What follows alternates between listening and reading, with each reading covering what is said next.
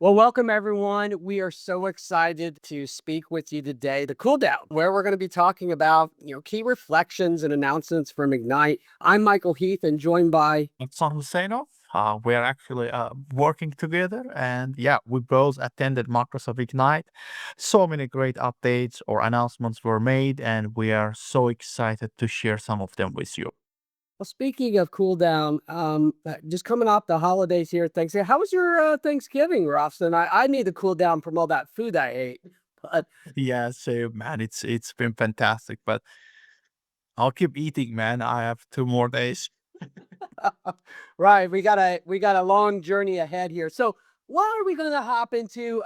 Speaking of being thankful, gosh, so much to be thankful for from the Ignite announcements, crazy stuff. We want to dive into just a few, just scratching the surface here. The intelligent layer, the IQ layer, Microsoft Agent 365.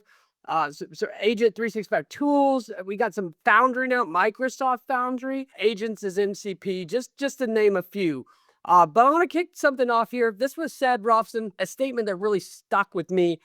AI in the flow of human ambition captured most everything for me, where we're at today, where we're heading to. A lot of times, especially with us as consultants in technology, we focus on the technology, and that's fine too. But this really, for me, brought it back to a human level and said, hey, you know what? Humans are here, tech helps. How are we going to pull this off? How are we going to bring it back into foundationally what this tool is used for? And that's innovation. What are your thoughts? Like, this is big for me. I totally agree with you. First of all, we can't imagine AI, stand alone. It's here to augment humans, right? So that's where I see like human in the loop. And before like we had just AI tools, you would develop it, it would, do everything by itself. But now we have human in the loop, whether it could be part of Copilot Studio, Agentic Flow, even Foundry, which yesterday I actually discovered you can create workflows and you can add human in the loop. So basically, anytime workflow it receives inputs, in order to generate the output, it would wait for the human to provide go, no go. So as you can see, we can imagine,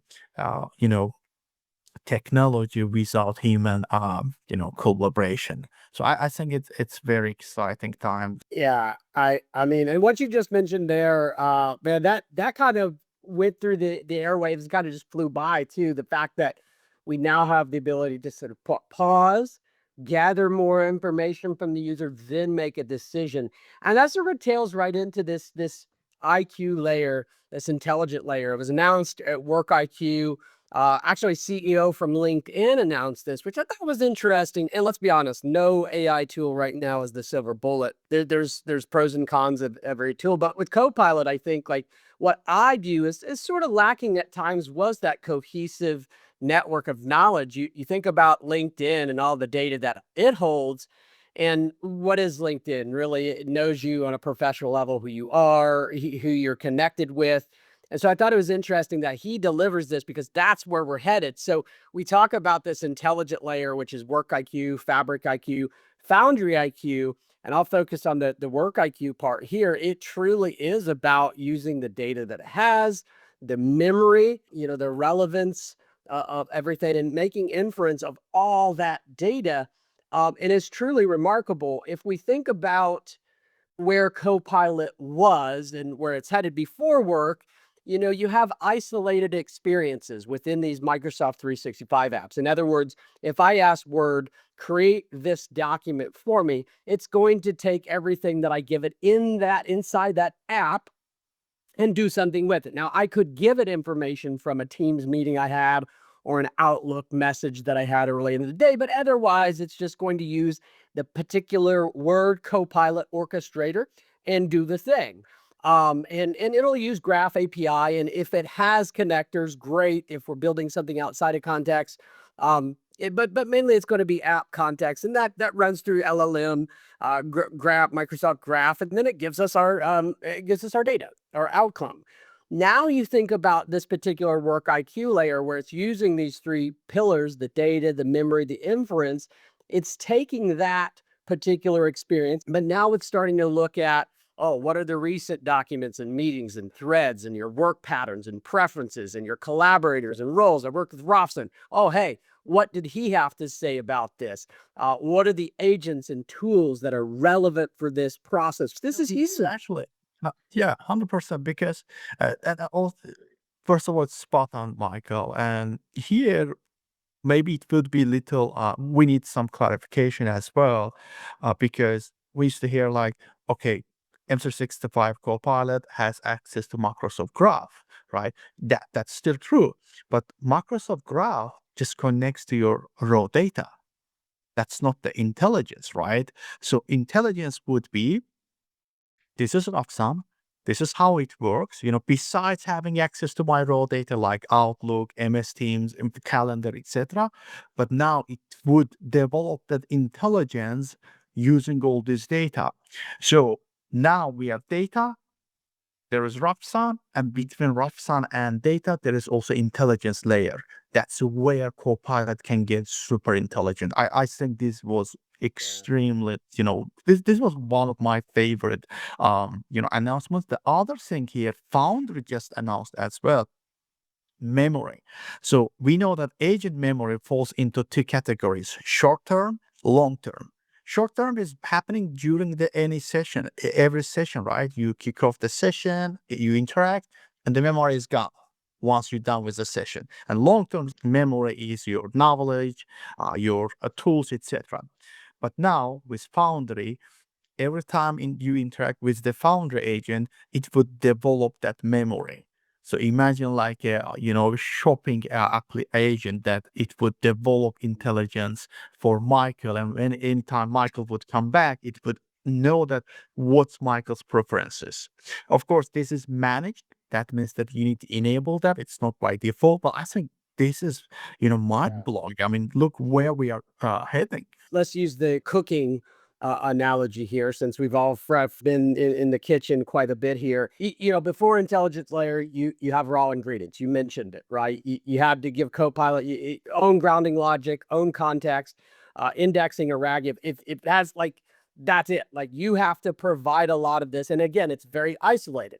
But then you're taking those raw ingredients and you're pumping them through to the birthday cake. Now you can eat that birthday cake, but it's not great, right? It's just like raw ingredients. You throw the eggs and flour. You got to do something with these to make them edible. And that's where we see not only work IQ, but then what Robson, you just mentioned there, Foundry IQ, Fabric IQ, bring in all the different pieces of data. And so work IQ becomes sort of this default context provider. It says, hey, I already know some things. Let me inherit those: the work context, role context, organizational understanding, memory, tool selection, permissions, labeling, compliance boundaries, all that stuff. Now you're refining the ingredients. You're taking them into the kitchen, you're processing them, putting in the mixer, doing some things with them, and then you get a better tasting birthday cake. We are flying off the rails. We've got so much technology here, and even beforehand, so much technology. How are we going to manage? How are we going to govern it? Tell me about Agent 365. Now that is just in time, right? Like, No, exactly. I mean, you know, as a technical consultant helping customers, to deploy and extend FC65 Copilot, build custom agents, whether in Copilot Studio or Azure AI Foundry, Microsoft Foundry. Every time I interacted with IT admins, AI admins, or business stakeholders, they're like, all of these are cool, but where we can manage it. Anytime there is an issue where we can turn that off agent right away. So it was little siloed. I mean, obviously, because the field is getting bigger and bigger and more powerful. So having this kind of centralized locations where IT admin can manage the what kind of agents we have, how they can govern it. We can have AI admins, and we can have business stakeholders. Look, all the agents that organization has, whether it's developed in Copilot Studio, in M365 Copilot, using Copilot's real life experience or third-party AI platforms. It gives a like a holistic view for our business stakeholders, seeing that all the relationship. And also, like Agent 365 provides us with the maps, like mapping. So this is similar to application portfolio management. You can here not only see single agents, but their relationship with the overall your enterprise architecture, like what kind of data they use, what kind of agents they interact with it. I think this is really important to understand the downstream impact as well. I truly believe that Agent 365 is going to evolve into the single source of management inside the tenant. If you look at Show All inside your Agent 365, they have Power Platform Admin Center, 365 Admin Center, and I'm sitting here thinking, got Foundry IQ, we've got Fabric IQ, you got Power Platform over here. Will this eventually be the one-stop shop to manage AI across the Microsoft ecoverse through and through, wall to wall? That's why we see Agent 365 is embedded in Microsoft 365 Admin Center rather than, as a standalone tool. Another thing here is I was playing with Foundry agents yesterday. You can now build and publish your Foundry agents to M365 Copilot and Teams, which is it's really great. But also, if you want to share with your organization, you need to submit for an admin approval. And where, as an admin, you can approve it, Agent 365. So you see like all controls coming into one area, and that's really the main thing, like centralized locations for IT admins and AI admins to manage this. And also, let's remember, Agent 365 works with Microsoft Entra. That's where you would register your agent. It works with Defender to make sure that it's secure enough, it's not prone to prompt injection, etc. And also with Microsoft Purview. Now we have all these great capabilities. There is also I saw I might forget the exact title, but there is a specific DLP policy coming for Copilot as well. So that's really important, and that's where we will see like all these different tools comes into play in a single centralized hub for IT admins. We're growing, we're growing, and organizations are really struggling right now with balancing innovation with the security, the auditing, the monitoring, true governance. I've said it over and over again. AI is sort of the evolution of all things innovation.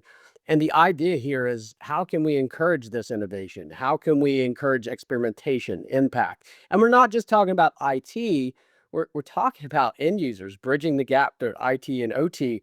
And how can we do all those things and even break things? To be honest with you, even break things, but do it in a safe and controlled manner. One that we have visibility, observability, governance, all those things.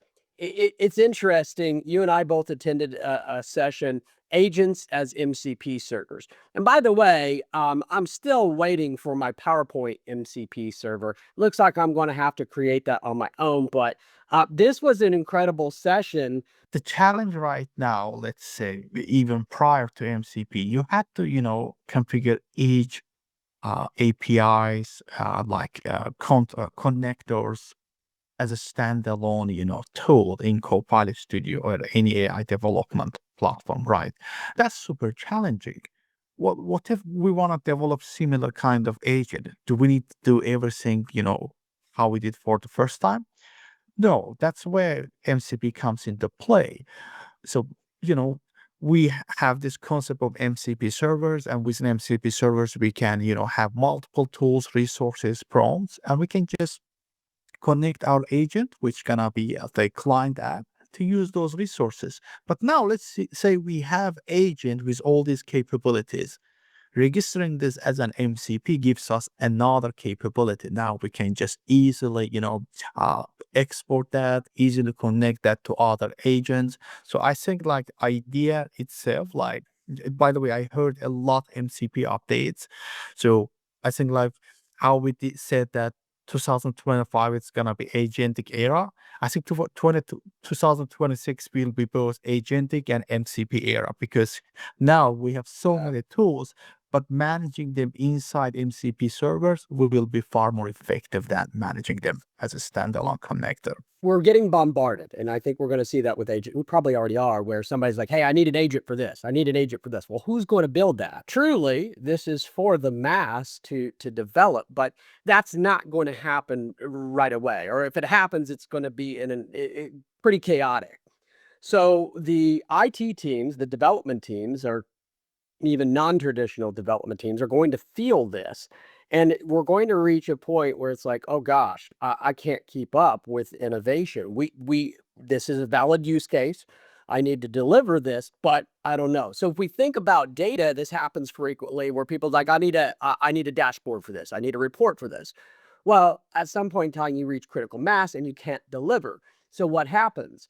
Well, what tends to happen then is we have a model and we create a self-service experience where our end users now, in a controlled manner, can pick the data that they need. We've already built out the proper relationships, and then they go build out the dashboard. Easy. I think that this is really because there's still, like you said, Robson, there's still a gap. Like most people aren't going to go out, and if they fumble around, find the right endpoint, get their API in there, then you got to, of course, figure out, like, is it the right endpoint? They're not going to be able to do that. So I see this like agents as MCP evolving into self-service agents. That's what this is going to be. So rinse and repeat. Hey, I have this agent as MCP, give it to somebody. It's controlled, it's governed. Now they can do whatever they want. We've moved past chatbots to co-pilots to agents and now MCP. 100% agree. I would like to talk about agentic retrieval as well. So that's a new concept. It's in preview right now. So Foundry IQ actually using the agentic retrieval in Azure AI Search. So historically, when we build the RAG pipelines or retrieval augmented generation, we would have client application calling Azure AI Search and sending basically prompt. And the Azure AI Search would take that prompt, look at the knowledge source, which index knowledge source, and generate response and send back to the client app. But now it's changing. On top of now that indexing, we will have LLM. Now, how the agents use it, chain of thoughts, that kind of indexing will also be using chain of thoughts. It will not only search uh, one index, but it will run subqueries. Subqueries, one prompt enhanced with the chat history, parameters, and the knowledge source. And now you have multiple subqueries, and it will be re-ranked, selecting the most accurate one, merging results, and results will have not only response, but also references and citations and the reasoning, like how I decided this is the most accurate one, and then sending that back to the client application. So this is how Foundry IQ will be basically using the knowledge base. Is this the subqueries there? Is that being done in parallel processing or sequential process? Yeah. It's parallel. It's not sequential. So that's the beauty of this, the agentic retrieval. I mean, we had like hybrid search, vector search, keyword search, but this agentic retrieval or search, it's not sequential. It's parallel. During the one search, you might have like 3 to 4 subqueries doing different searches. Wow, we're no longer just going out, not just your traditional grab and go. It's so powerful. One thought, as you mentioned, that we talk about when we think about AI right now. I think a lot of it is very much in our world and most of the corporate world. I think we think about text-based outcomes where we ask a question in text and we get a result in text. It gives us the information that we need.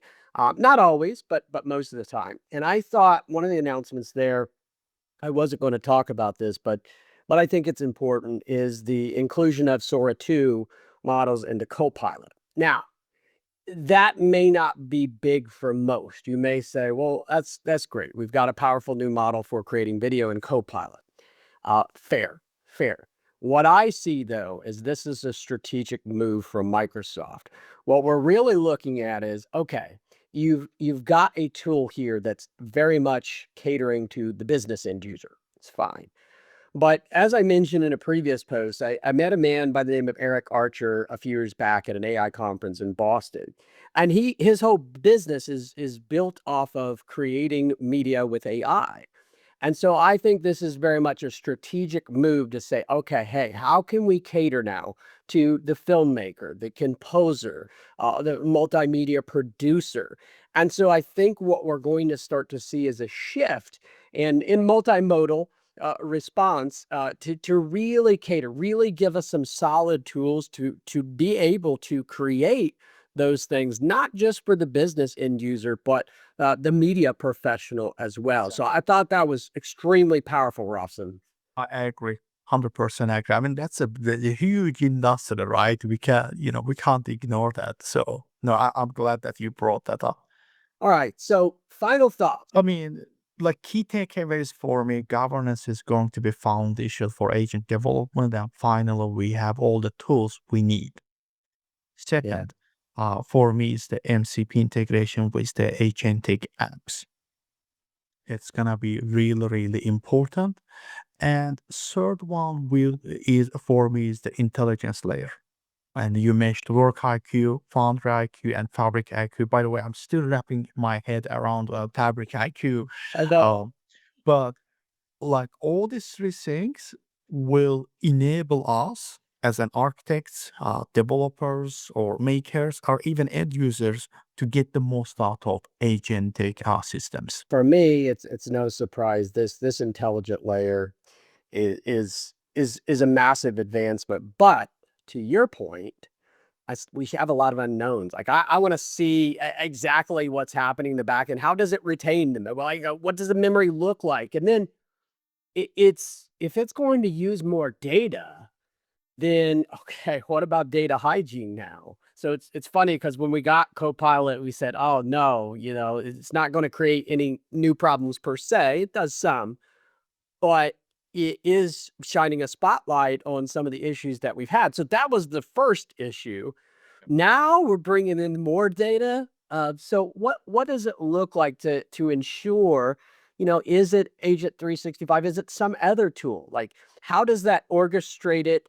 How's it going to orchestrate this in a cohesive manner that is well governed, but also makes sense to the user? I can't just have pulling data from Foundry and Fabric and in 365 and saying, here you go. That's not going to work out well. We know our end users. We know us as well. Like we don't have the best data at times. So for me, it's exactly those two things. Like, how do we do this in a way that feels human? When I get a response, great that I have all that data, but is it going to be good data? Is it going to be a good response, the outcome that I desired? And can we govern this appropriately? And it gets me thinking for sure. Appreciate everybody listening in. Thanks for spending some time with us. Awesome. Thanks, everyone, and happy Thanksgiving. So